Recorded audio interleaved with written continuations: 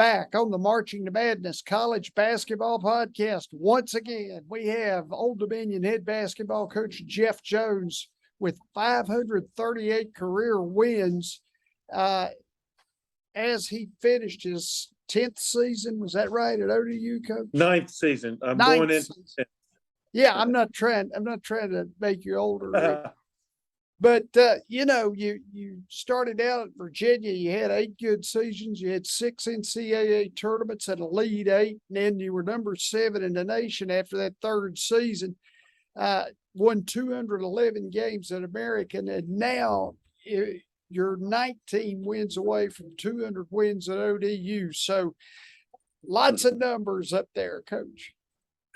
Yeah, lots of numbers, and they I guess tell some of the story. But the older I get, the less the numbers matter, and it becomes more about the relationships with the guys on the staff, the guys at each of the universities, and obviously the relationship with the players. But it's always nice if you can, if you can win. That makes it a lot more fun. A lot more fun. There you go. Now, in following things, you guys added another Virginia player there to the staff, assistant coach now, Jamal Robinson. That's after Bryant Stith resigned and goes to UNC Greensboro. You also bring Jordan Brooks in. He comes over from Xavier as the director of recruiting. Yeah, Jamal was a guy that I recruited out of high school to come play at the University of Virginia. We've had a long-standing relationship, and just knowing him and seeing how he's matured as a coach. He played for a long time, a little bit in the NBA, some overseas. Got into skill instruction with Nike, a lot of the grassroots kind of stuff with Nike for about a decade. Then he decided to make the move into college coaching. He coached at Hampton for a couple of years. Most recently, he was at LaSalle. And when we had the opening, I talked to some really, really great guys, but ultimately my long-standing relationship with Jamal is really what I really looked for. You want to work with guys that have great knowledge of the game and can relate with players and all that, but you also want somebody that you can know and trust. And I really felt that connection with Jamal. That's very good, Coach. Now, I have a question for you for, coaches who are looking, listening and looking to get into the college game. Is getting a college assistant's job in basketball anything like football, where there's a certain part of the plane that you need to be kind of educated in, and then that head coach has to need that? No, I don't think so. I think college basketball coaches tend to be kind of versed in everything. You don't see the specialists that I think oftentimes you see in football. It's not an offensive guy or a defensive guy or a particular position. As someone who wants to become a college basketball coach, I think you've got to be well versed in all areas, and obviously there's always the need to continue learning, even at 62 years old. If I think that I've got all the answers and I quit learning, then I'm not going to be long for this business. You better be able to learn and evolve. I think the big thing is knowing the game, but being able to relate to people, being able to relate to the players, being able to relate to the high school coaches and the parents, the alums. That it's a relationship business, and there is there's the bottom line in terms of you got to know the X's and O's part of it, but ultimately I think the relationship part of it is really what separates the not so good from the good and the good from the great. Well, yeah, and learning, like we're saying, it's a key element. So you guys are going from Conference USA into the Sun Belt. So discuss learning as you move conferences. Yeah, we've tried to. Right now, if you put me on the spot, I don't know if I could name all 14 teams in the Sun Belt. I know who they are, but if I had a 20-second time limit, I'm not sure I could do it. So we're trying to learn. I know it's going to be just like in Conference USA, it's going to be a big challenge. Both leagues are one bid leagues, so to speak, on a normal year. But as I've been told, as I know, there's some really good coaches in the Sun Belt. Guys that have been doing it a long time. Obviously, Cliff Ellis is the dean of coaches. That's a nice way of saying he's been doing it the longest. But Bob Marlin at Louisiana, and others. There's some really, really good coaches in the Sun Belt, and we're anxious to get started. The one crazy thing with a transfer portal, everybody in the Sun Belt lost so many players with that turnover. It's not like we can look at film on last year about any of these teams because they're going to look different, just like we'll look different from our team a year ago. Yeah. Now I know you guys, when you talk about last year in Conference USA, uh, field goal percentage and rebounding, were two things where you were prime at: field goal percentage, defense, I guess, and rebounding. So how do you move that to a new conference and keep in the general neighborhood of being that successful? Well, quite honestly, last year was not a fun year for us. No. We being 13 and 19, that's bad enough, but we didn't have the chemistry. I never was able to push the right buttons to get us all on the same page, and that's part of the reason, kind of turning over and trying to start anew. We've got 7 new players on our team. The X's and O's part of it, that's going to be important, but the chemistry, the being together, sticking together through adversity. We had some really nice wins. I mean, beating UAB, he was the top seed. Here we beat Middle Tennessee here, who was the number 1 seed on our side of the conference. So we had some talent, but we weren't a good team. When adversity hit, we weren't good at sticking together. And so this year, I'd like to think, and I've been real pleased with the summer workouts and the handful of workouts we've had already this fall, that the work ethic's there, but if you work hard, that's not enough. There's a lot of teams out there that are working hard. You got to be able to work smart, and you've got to have enthusiasm. And the guys that we have have been very enthusiastic and into things. And maybe the biggest factor is accepting coaching. Being coachable is a skill that might quite honestly be more important than being able to play defense or shoot the ball or whatever. We can, as coaches, we can help individuals, we can help the team, but they've got to be willing to listen and accept, and not think of everything as being criticism all the time. It's just we want you to be better, and I think these guys are primed to do that. If that continues, we've got a chance to bounce back from last year and have a really good season. Yeah, I know offensively, 3-point field goal percentage was the biggest problem. Maybe how do you go about stymieing that and making it move?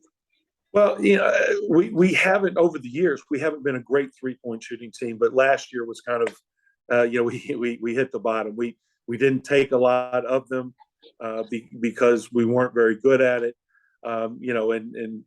With analytics and looking at things, we knew that we were taking too many 2-point shots, but we just didn't have that many guys that had confidence shooting the 3.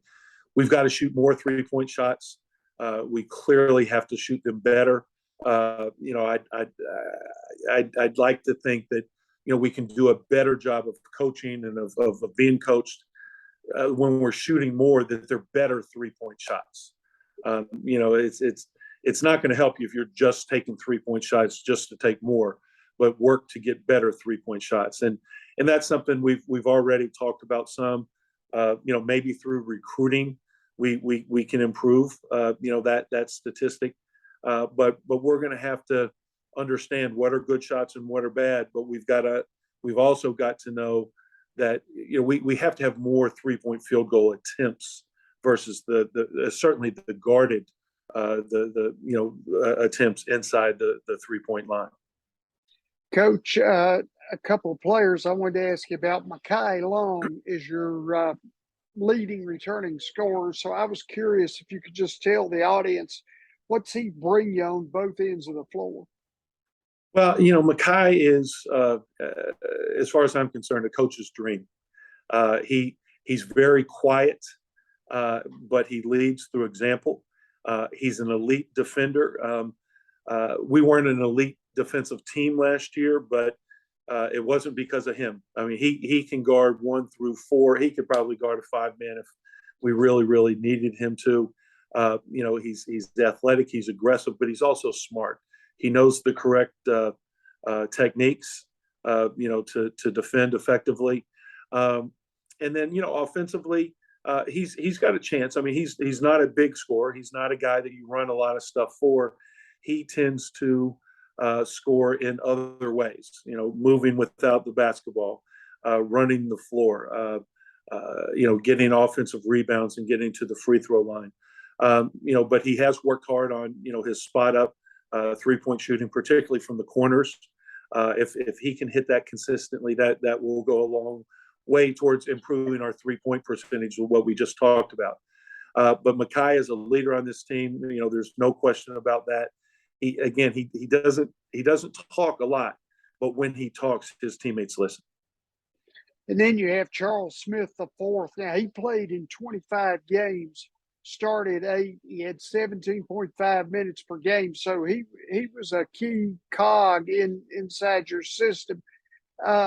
He's also your leading returning assist man, and he took the most threes of any returnee. So how do you see him moving his game forward? Well, I'm not really worried about Charles assisting a whole lot. Charles is a guy, we need him to shoot better, but he's a 3-point shooter. He can do other things. I don't mean to say he's a 3-point shooter and doesn't do anything else, but that's the skill that we need from him the most. The last 2 years. So 2 years ago, he was still at SMU, and he got COVID twice, and so he never, he had some good numbers, but he never really was at full strength. And that's back when when you had COVID, you were out at least 10 days. So missed 20 days over a season. That's not ideal. Last year he got COVID again, had to sit out for a while and isolate. He also got I'm thinking, I'm blanking, the kissing disease. He got that and he was out for a month. So it's hard to be at the top of your game. He lost a lot of weight, and he had been a starter earlier in the year, but once he got sick, he never got back to full strength to be able to play. So keeping Charles healthy is really, really going to be an important factor for our team this year. Last thing, Coach, and we already touched on this just a bit. As we go forward now, with little or no rules on transfers or the transfer portal, and how do you accomplish that? And then what do you and your staffs have to do, to keep this from being such a tough entity? Well, you have to evolve. If you are stubborn and and there might be a handful of schools that can do it because they can get the very, very best high school players, that are ready to play on day one. It's really tough, at the mid-major level. You get a player that you think is going to be pretty good and you're developing, and then all of a sudden, that sophomore or junior year, after you've worked your rear end off, trying to get this young man ready, in come the big boys, the Power Fives, and they get him through the transfer portal, and you really never reap the benefits of your hard work. So, that's changed a lot of people at the mid-major. That's changed a lot of people's philosophy in terms of recruiting. And when you look at the transfer portal, you're getting an older player, hopefully a player that has some more experience. They might not be playing the minutes that they want, and that might be why they're leaving the school at the higher level. But it's here to stay, and trying to figure out how to navigate the transfer portal is a really, really important piece of any college program. I know that Tom Izzo, for instance, is at Michigan State. He's stated publicly, he doesn't want to rely on the transfer portal, but he's in a minority, I think. There is a risk because you don't know these young men as well. So when you're bringing somebody in from a different place, that can potentially upset the apple cart in terms of culture. But I do think that everybody tries to use it wisely, not indiscriminately, but tries to use it and bring in guys that that can make an impact on your program right away. And the thing, everybody says, well, the transfer portal, it's not, it doesn't just benefit the Power Fives, it benefits mid majors too. But Yeah.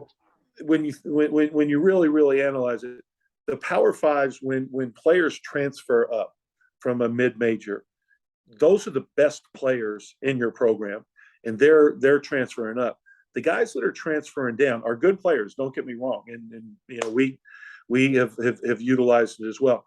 But we're not getting their best players. We're getting the guys that, for one reason or another, maybe it's an injury like Ben Stanley that is with us this year. He was at Xavier a year ago and had torn his ACL, and through that wasn't playing a lot. So he's looking for more of an opportunity here.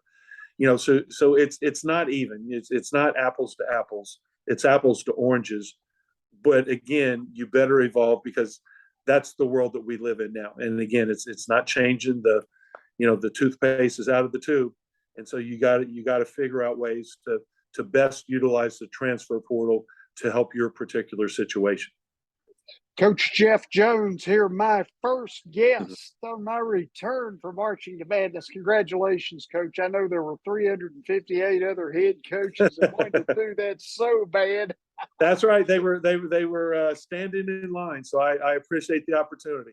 Yeah, and I appreciate you coming back on with me, and I'm looking forward to seeing you guys play this year. So best of luck. Thank you. I appreciate it. Thank you. And I'll tell you, I'll be up here in Charlottesville, actually. My brother lives up here, and I've been getting the treatment up here and stuff from where I had the wreck. And I'll try to see you guys play this year live, actually. Oh, okay. Yeah. Great. Yeah, let me know. I can always leave you a couple tickets. There you go. Thank you, Coach. Good luck to you, man. All right. Good luck to you. Yes, sir.